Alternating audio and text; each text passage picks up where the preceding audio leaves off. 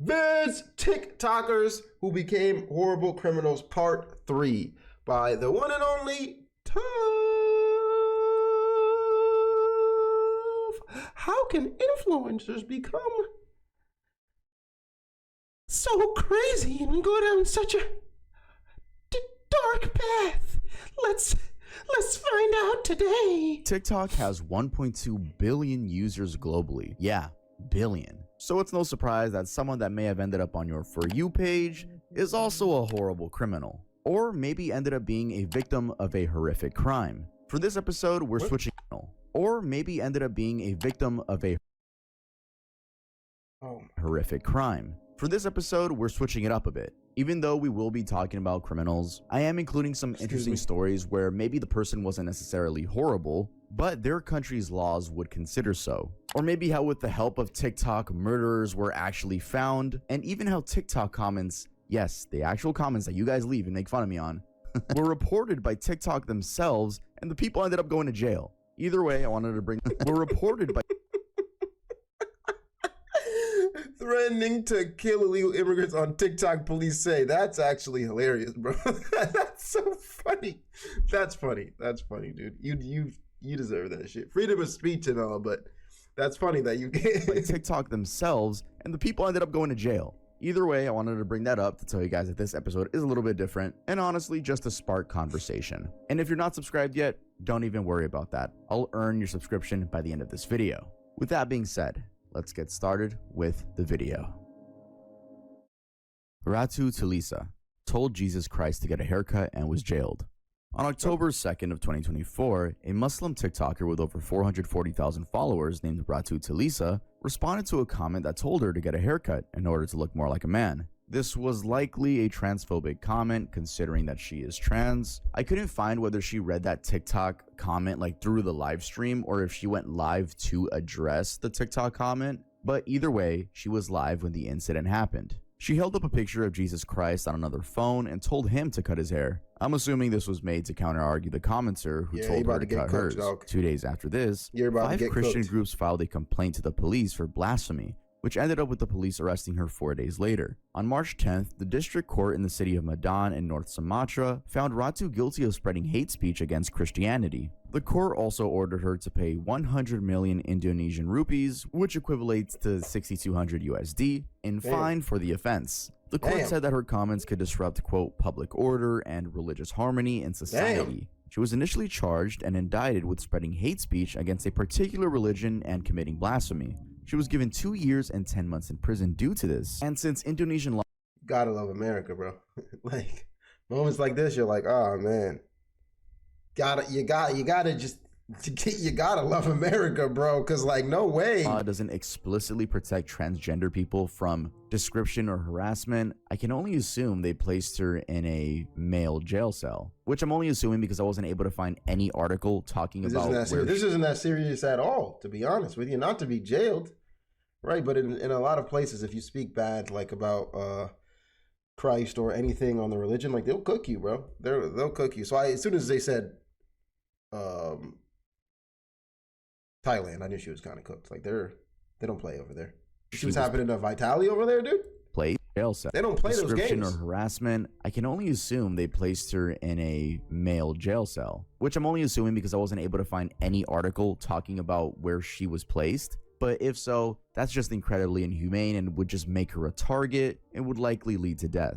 I did actually find her TikTok account, and her last TikTok was posted on October 9th, which, if my math is correct, this was the day before she went to jail. I had to use Google Translate to decipher what she read, so apologies for the broken English. This world is transitory, whether we like it or not. Oh, Indonesia. If one day you hear that Iggy is no longer around, I hope this account will still be with you guys, because my son, with Allah's permission, will continue the NTalk accounts. I'm gonna assume the social media accounts or the TikTok accounts. You guys just remember the good things about me. Don't bring up bad things about me when you see my son live or posting, because I'm sure I'll have sex. If I don't take long, I'll go to you guys. Personally, I think the translation messed up there. I don't know why sex was mentioned. Everything is the only one who can throw it away. for all the customers. From my understanding, it seems like she's saying that the world is progressing and that her son is going to be taking over her social media accounts. It also seems like she's running a business, and I'm assuming that the son would also be taking care of the business. I really do wish her the best in jail, because not only is the world already scary when you're trans, but prison has got to be hell. But with that being said, let's head on to the next one. Cory SSG allegedly kidnapped 2 women.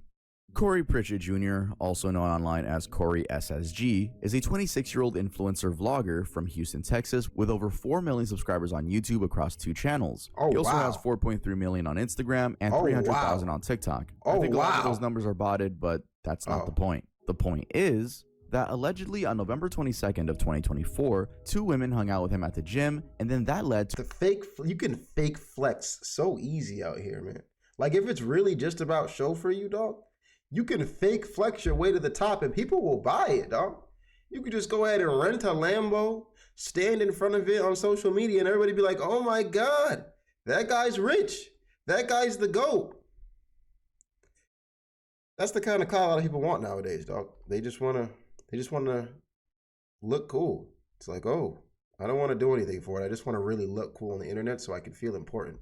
I think a lot of those numbers are botted, but that's very not strange. the point. Like, what's the point of that? Is that allegedly on November 22nd of 2024, 2 women hung out with him at the gym, and then that led to an ATV outing followed by bowling. Once at the bowling alley, the victim said Cory and his friends began acting suspicious, repeatedly looking around and appearing on edge. There, the women found out that Cory and his friends had problems with another group in the alley. After Cory left, the women texted him saying they left their bags in his car and they wanted them back. So once they met up again, Cory allegedly offered to drive them home, and that was when during the drive that Cory began acting erratically and diverted from their intended route, claiming someone was after him. The women told investigators he drove westbound on I-10 at speeds exceeding 100 miles per hour. Cory then pulled out a gold-colored Draco, waved it through the sunroof while driving, and fired several rounds out of the car window. The document detailed that Cory called another woman on a video chat and asked, "If I had the perfect opportunity and was in the middle of nowhere where no one could hear them scream, should I just go ahead and do it?" She reportedly replied,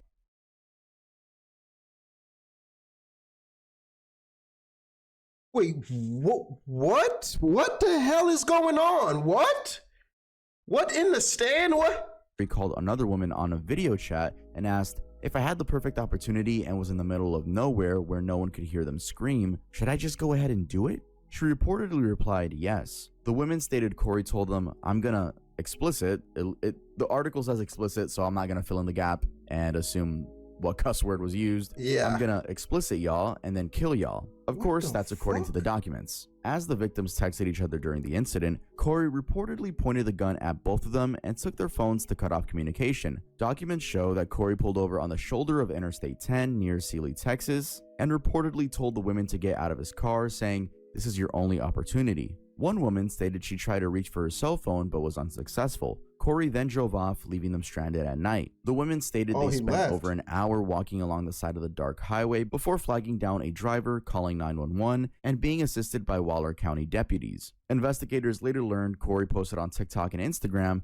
that he was leaving the country and starting a new life in Dubai. The FBI confirmed that Cory purchased a one-way ticket and, quote, fled to Qatar on December 9th of 2024. About a month later, Cory was arrested at a Houston airport and booked into the Harris County Jail, where his bond was set at $100,000 for each charge, totaling $200,000. So, that was all the victim's story. But Cory himself actually spoke publicly about the situation over on his TikTok. It wasn't just one post. It wasn't just 2 posts. It wasn't just 3 posts. It was 13 posts of a story time. I don't know why he didn't use the 10-minute TikTok. Yeah, right. Go on. Let's hear it. TikToks.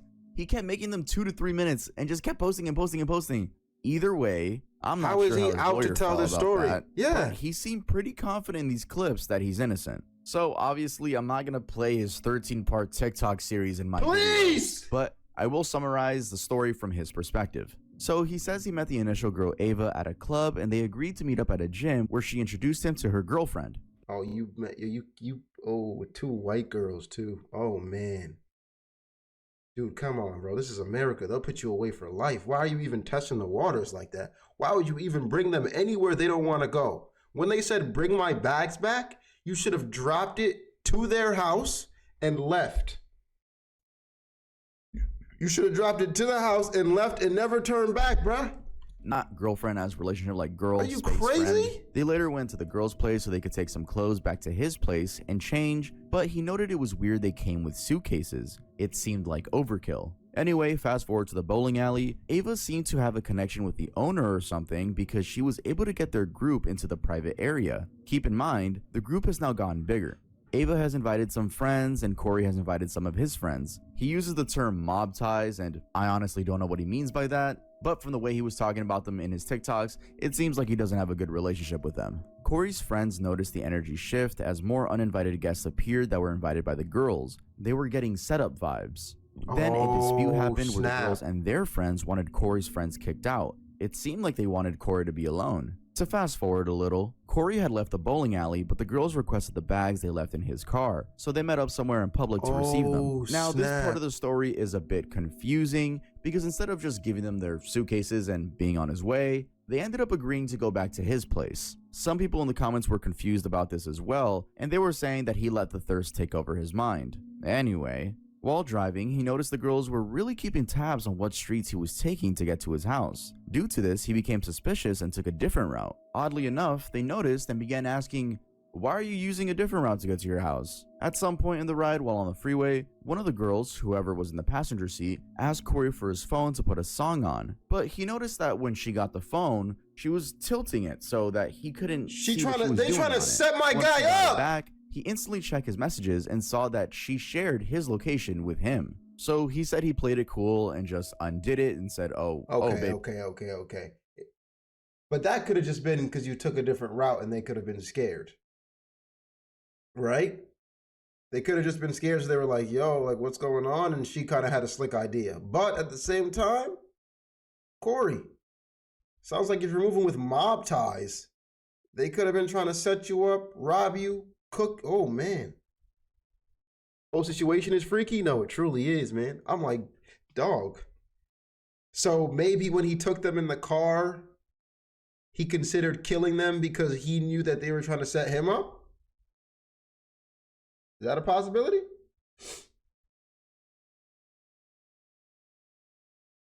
I believe it is. Did stream crash? Are we crashing? Are we down? We here? No? We dead? We dead? Why would he say he gonna fuck him then? I mean, we don't know if he said that. That's what they said. Right? That's what they said. We don't actually know if he said that because he's telling a different part of the story. I don't know whose side to take here, man. Maybe we're not in with him. So he said he played it cool and just undid it and said, oh baby, we're not doing that, and just undid it. Of course, there was a little bit of panic in the back of his head, but it wasn't until he saw two cars following them with their emergency lights on that he started to fully panic. So he tried his best to evade, paranoid he was being set up by the two girls and he was about to be robbed or even killed. So he took out his golden Draco and put it on his lap. He said he didn't aim at any of the girls and he didn't mention anything about being on the phone with a woman. So once he lost the cars, he pulled over and kicked the girls out. He also claims that the moving to Dubai thing wasn't planned and it wasn't forced to avoid charges. It seems like the case is still ongoing and Cory is as active as ever on social media. Oh, wow. Devon Perkins. So they just let car him accident record? with drunk driver that killed Live his normal life? So this next case isn't about a TikToker that committed a crime, but sadly is about a TikToker that was a victim of one.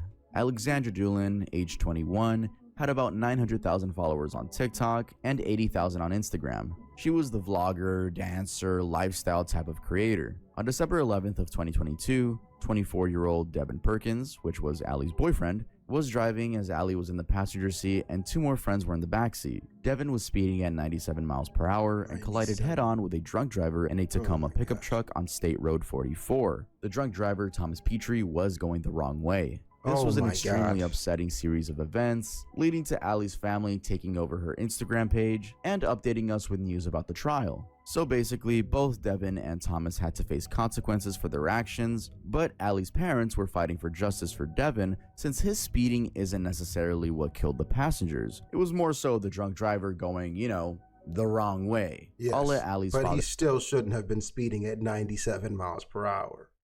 Right? Drunk driver, bad. Speeding, bad. Drunk driver, worse, for sure. But like, we could have been, the only action you can control is yourself, buddy. That's the only one. So if you were going normal speed and you saw a dude going the wrong way, you would have had the chance to swerve, right? Because you don't know what niggas are gonna do. You really don't. But you didn't give yourself a chance, bro. Explain this in 97? Again, he's guilty of speeding, and we understand that. But I don't think anyone should go to prison for life for speeding. That's true. I think most of us at some point in time are guilty of speeding. If a drunk driver wasn't going the wrong direction with their headlamps off, yeah, he would have been speeding. And if he had gotten pulled over for speeding, we would be supportive of whatever charges. That's what he's guilty of, is speeding. We do not hold him responsible for the loss of life, and we don't wish to see him charged. He is dealing with enough pain. His family's dealt with enough. I can't imagine how he feels, but I know he's a fine young man, and this should not be his story, that he goes to prison. So, according to Click Orlando, their article on the topic, which was last updated on March 3rd of this year, Perkins was sentenced to 364 days in jail, but he'll receive credit for spending 162 days, so he only has to spend another 202 days behind bars. He was also sentenced to 1 year of community control, followed by 9 years of probation. He will also lose his driver's license for the next 10 years. Now, the driver of the Tacoma, Thomas Petrie, pleaded no contest to charges of reckless driving involving serious bodily injury, leaving the scene of a crash with death, vehicular homicide, and leaving the scene of a crash involving serious bodily injury. Now, he was sentenced to 37 years in prison. I think this case is extremely, first of all, sad, but also just, there is this bold respect that I have for these parents that have been updating people with the trial. We're able to see that it wasn't necessarily Devon's fault. Like, he was speeding, but what are the chances there's a drug driver heading the wrong way on the highway? And of course, the loss of losing a child will always be the worst pain imaginable. But yeah, I just have a ton of respect for these parents, and it's really nice how they update the audience. Right, I'm just saying, yeah, 97 is still crazy to me, dog. Like, I'm not gonna put as much pressure on the 97 as a drunk driver, but I just, if you were going, I don't know, what was it, 50 maybe? You could have possibly seen that guy a little bit faster, right? And made a choice a little bit easier. That guy deserves way more than 36 years, possibly, right? Because drunk driving, wrong side of the road, like, come the fuck on. Lights off, like, leaving the scene, come on. Like, come on. Not even trying to help is crazy. The drunk driver, crazy. But I'm just thinking about what they could have possibly done to, I mean, you're not going to know someone's coming down, bro. It's on everything, and I watched a lot of their clips. He should be charged for speeding, but it's very likely he would have crashed if he wasn't anyway. Yeah, you're right. It's very likely that there might have been a collision even if he wasn't speeding. He might have not seen the guy at all. You're right.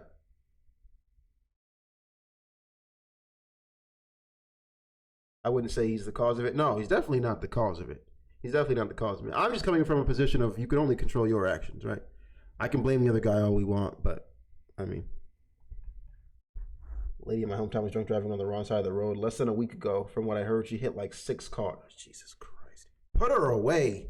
Take the car. And of course, not only are they emotional, that makes sense, but the way they treat Ali's fans is so sweet. But yeah, with that being said, and they were so nice to the kid too. Those are great parents, man. A lot of parents would have been angry at everybody. Imprisoned for eating pork. Lena Luthia gained millions of fans on TikTok by sharing videos of herself enjoying meals featuring fish, crab, clams, prawns, and ribs. However, on March of 2023, a video of the 33-year-old Indonesian influencer eating pork rinds drew a very different kind of attention, this time from Indonesia's top Muslim clerical body, the Ulema Council. She was sentenced to 2 years in prison and fined around $16,269 for blasphemy. The controversy stemmed not just from the consumption of pork, which is strictly forbidden in Muslims Islam, don't play, period, but from the fact that Lena said Bismillah, meaning in the name of Allah in Arabic. She said this before eating. Sharing such a video in Indonesia, the world's most populous Muslim-majority country, where nearly 90% of its 275 million citizens are Muslim, sparked major backlash. When Lena's actions were unusual for a nation that identifies as a secular democracy, Indonesia's blasphemy laws, under which she was prosecuted, have long been used to punish those who have insulted religious sensibilities. Following Miss Lena's sentencing, Sapriadi Samsudin, the lawyer representing the cleric who filed the police report against her, expressed gratitude to the judges overseeing the trial. Quote, "This is simply a lesson to a citizen to protect this country, to not provoke a hubbub, and to respect each of its religious communities." Speaking to reporters after the trial, Miss Lena said she had repeatedly apologized for her actions. Quote, "I know what I did was wrong, but I didn't expect a 2-year sentence." She appears to have no legal representation during the proceedings. On TikTok, Miss Lena, who lives in Jakarta and has business ties in India, goes by the name Lena Mukherjee. The controversial video, which wasn't posted on her official account but was available on another TikTok page, shows her in Bali, a predominantly Hindu region of Indonesia known for its tourism. Before trying the pork rinds with rice, Lena explained she's eaten pork twice before and was curious to try pork skin after seeing other reviews on it on TikTok. After taking a bite, she winces and comments, "Not as yummy as they said on TikTok. For me, it's not that special." This one's a bit interesting because by looking at her TikTok account, it seemed like she never stopped posting since March of 2023. So has someone been posting from her account? Did she not have to serve the 2 years? According to USCIRF, she's quote, "not released." And yup, that description is her. So sorry to leave you guys on a weird note, but when it comes to this case, at least her imprisonment, I'm just as confused as you are. With that being said, let's head on to the next one. That's weird. Maybe she fled the country. Sibling murderers found through someone else's TikTok.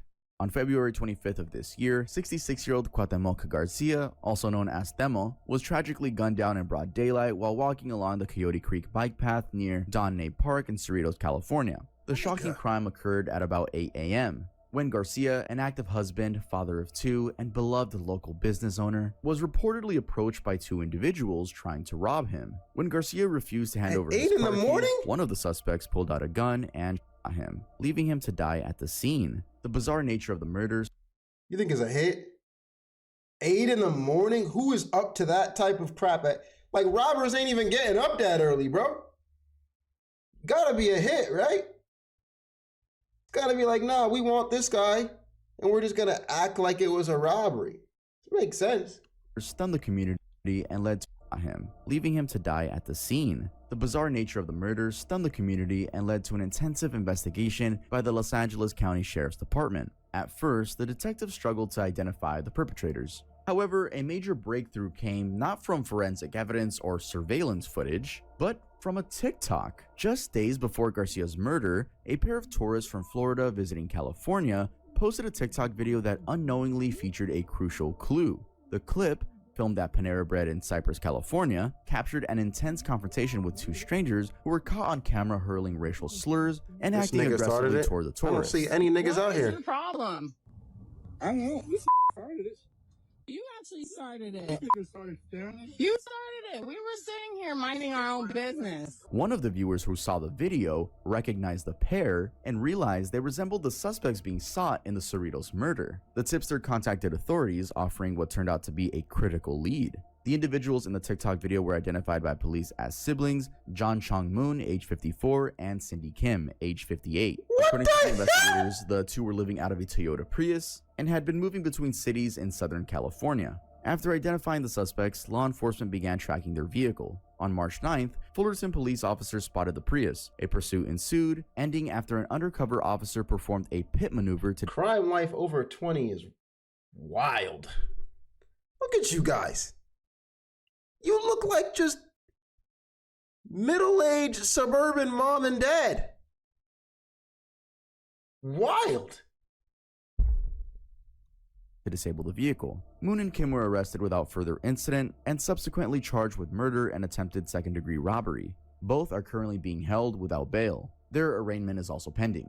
Garcia's wife, Michelle, publicly thanked the anonymous tipster who recognized the suspects and helped bring them to justice. "You've made such a difference to a family," she said. "So we can bury my husband, at least knowing they have the people in custody." TikTok Authorities put in have work, continued man. to urge the public to come forward with any additional information that could assist in the investigation, and they praise the community for staying engaged and alert. See, and this is what would never happen if they had deleted TikTok. TikTok goated, bro. This is what this video has taught me. You know, you could You can solve cases on TikTok. Hashtag TikTok for life in the chat. Franklin Dale Jarrell threatened Kamala Harris. In February of this year, Franklin Dale Jarrell, a 59-year-old man from Jacksonville, Florida, was arrested for issuing violent threats via TikTok against former Vice President Kamala Harris and Congresswoman Ilhan Omar. According to a federal criminal complaint filed in the U.S. District Court for the Middle District of Florida, Jarrell used the TikTok handle @Dale.Jarrell8 to publish an alarming string of racist, violent, and threatening comments. The complaint details that on February 16th of this year, Jarrell commented on a video of Kamala Harris writing, "I'm going to blow your brains out. You won't go back home unless you're in the box. You'll never see me coming. We're real rednecks, not wannabe blank or whatever you are. We're gonna kill you. I got your IP numbers. That means I have your address, so when I come for you, you'll never see it coming. Stank booty! His threats weren't just limited How do you know Kamala it's Harris. stank? He also posted hateful messages about Ilhan Omar. Yeah, I'm not even going to read this one, but it's up on the screen. I want to take them glasses off her head and shove them up her ass. Come south, we will blank your nappy ass head. And I can't stand M like that. And I don't give a frick what anybody thinks. Bring your ass down to Jacksonville, Florida, and we will blank your ass. We don't play. Come down south, nappy head. Yep, I'm never going to Florida. Ever. There it is. That's my cue. You know, that's my final straw on why Florida is just not for me. There it is. If you want to pause and read. And calling for the deaths of Shout out to women East using Coast. graphic racist language. Federal authorities identified Jarrell through the TikTok account's linked email and phone number, both connected to him. The account also had a bio reading #FJB, #ProudPatriot, #Resist, and listed his location as Florida. Investigators noted he had posted at least 33 videos, many containing violent rhetoric against political figures, and on February 18th, a Secret Service special agent attempted to speak with Jarrell by phone, asking if he had made the threatening posts. Jarrell immediately became aggressive, responding, "You threatened to come to my house, I will kill you straight up." This confrontation was documented in the affidavit and led to his swift arrest later that day by the Jacksonville Sheriff's Office. According to the complaint, Jarrell had a history of posting videos referencing weapons and militia imagery. In one clip, he stated, "She will die, and I will be the one to kill her," again referencing Kamala Harris. In another, he held up a bullet and said, "This is for you, Kamala." Jarrell was charged with transmitting interstate threats and threatening to assault or murder federal officials. He is currently held on a $100,000 bond, and the case remains under federal investigation. I really, like this case because it just shows that, one, TikTok really be reporting their stuff, and when it comes to comments, I really do like that they go out of the way to contact legal authorities if they see someone threatening another human being. Crazy. And Instagram, you have that comment on Instagram Reels, it's a normal day, dude. No one is saying anything. They're just like, sounds like a normal Instagram Reel comment. On TikTok, they got the TikTok moms on there, and the TikTok moms don't play. And the TikTok teen girls will be like, "Oh my God, report. There are plenty of Jamaicans in Florida. I know because I lived there for 4 years. Yeah, I have a lot of family that live down there as well. So I can attest. I do not want to go visit them though. If they're threatening animals, honestly. But either way, Jarrell now faces significant prison time if convicted. Susan Lynn Nelson, scammed using fundraisers. Susan Lynn Nelson, a 44-year-old from Richmond Hill, Georgia, is at the center of a growing financial scandal that began with a TikTok fundraiser and has now escalated to serious embezzlement charges. Her trouble started in 2023 when she became involved with TikTok community's so-called mess, a group that decided to raise money for Micah Francis Miller's family. Micah was the wife of a South Carolina pastor, and she sadly passed away. The fundraiser, which Nelson volunteered to manage, successfully brought in over $15,000. However, the Miller family only received $180. When confronted, Nelson admitted to spending the funds on alcohol and sex workers. Court records revealed she defrauded the family of nearly $16,000. This led to public outrage and drew legal scrutiny. As this case unfolded, Nelson was arrested on January 30th of 2025, and booked at the Bryan County Detention Center in Georgia. While she remained in custody without bond, new and more serious allegations came to light. On February 25th of this year, Nelson was hit with additional charges, this time involving the Richmond Hill High School Wild Kicks Booster Club, where she served as president. Prosecutors allege that over a span of 2 years, Nelson embezzled more than $81,000 from the club. They claim she used booster funds for personal expenses, such as paying wireless bills and subscribing to adult content on OnlyFans. Nelson, you're an embezzlement freak, dog. Who is taking money from these places and buying OnlyFans accounts? That's such a waste. That's such a waste. You're not even about to get a come up. You're just wasting money. If you're gonna scam for a good purpose. Nelson embezzled more than $81,000 from the club. They claim she used booster funds. No, seriously, a peak gooner, dude. This is Goon 101. Like, oh, you're up there on the list. For personal expenses, such as Goon, Mount Rushmore of gooning. She's up there. Wireless bills and subscribing to adult content on OnlyFans. She allegedly funneled money into her own personal and business accounts and even changed the name on the club's bank account to hide her activity. The charges include felony theft by deception for allegedly taking $51 grand through dishonest means, felony theft by conversion for misusing $9.5 thousand of the club's money, and felony forgery for writing over 10 fictitious checks to cover her tracks. Nelson was denied bond again on February 4th, prior to the new embezzlement charges being filed. She remains behind bars as both cases continue to develop, facing serious legal consequences in Georgia and potentially in South Carolina as well. Here's a clip of her admitting these things lock her and up for being life, called dude. out on a TikTok live stream. It's me. Yes, I have an issue and I am seeking treatment. I'm actually I'm outpatient right now. I just want She to don't make seem it clear because people had some. She seemed like I she'll want do to it make again, it bro. clear that every fundraiser, every single thing that was done was Sue's idea, and every single thing that was done as far as fundraising went only to Sue's accounts and no one else's.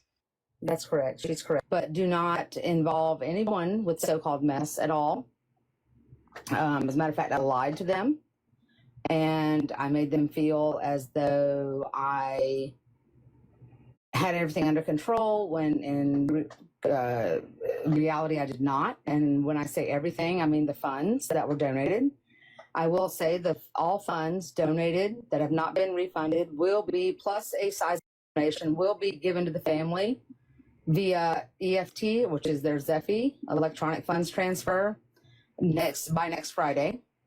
I have let them know. So all money that has come in will be given to them by next Friday. Preston Piket Did they get given? threatened illegal immigrants.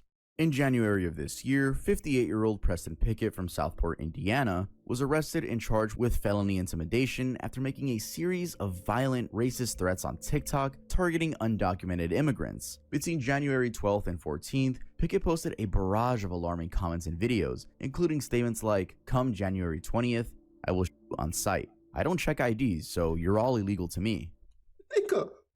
What? What? And What? "I will have my kills on first day Trump takes office." These threats appeared alongside images What of if I was firearms born and here, tattoos bro? referencing Inauguration Day, which Piket associated with Donald Trump's potential return to office. At the time, it was a potential return. The FBI's Extract team was alerted by TikTok's Emergency Response Unit. Working with the Indianapolis Metropolitan Police Department, agents used the IP address and account data to link the threats to Piket. Investigators discovered not only threatening posts, but also that Piket had participated in TikTok live streams where he made similar violent threats in real time. On one stream, he declared, "I'm going to shoot illegals." These old heads have way too much. This is what I'm realizing from this video, dude.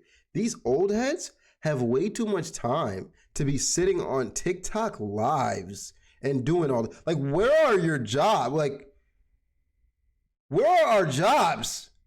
Living out of our car and robbing people. Like, what is happening? While in another, he threatened to execute mass violence against immigrants. On January 16th, police arrived at Piket's residence. He emerged yelling at officers, accusing them of, quote, protecting illegals, and asserting that his statements were protected under the First Amendment. He also questioned whether the Second Amendment gave him the right to act violently against what he considered foreign and domestic terrorists. Authorities searched his home and seized 2 long guns and an iPhone. Although TikTok had been deleted from the device, forensic analysis revealed recent activity on the app. The investigation also uncovered a troubling history of threats. In November of 2023, Piket allegedly called in a threat to shoot employees at the Marion County Prosecutor's Office, and in March of 2024, he reportedly threatened to, quote, shoot up a Florida car wash. He was booked into the Marion County Jail on a $100,000 cash bond and appeared in court on January 24th, with another hearing set for March. Marion County Prosecutor Ryan Mears emphasized that threats targeting individuals based on immigration status are serious and illegal, stating, "We cannot tolerate this kind of hate." Alright guys, that's going to be it for this video. If you think I earned your subscription, then I think click you that earned subscribe it. button. And if And you think lock I these presented the folks up. information in an easily digestible way, pause, then make sure to leave a like. I upload a bunch of morbid videos, so if you like that, make sure to check out the rest of the videos on my channel. And you know what? Why not? I'll shout out my Instagram. Follow me on Instagram at my name is Tuck. Good vid. WVid, dude. WVid.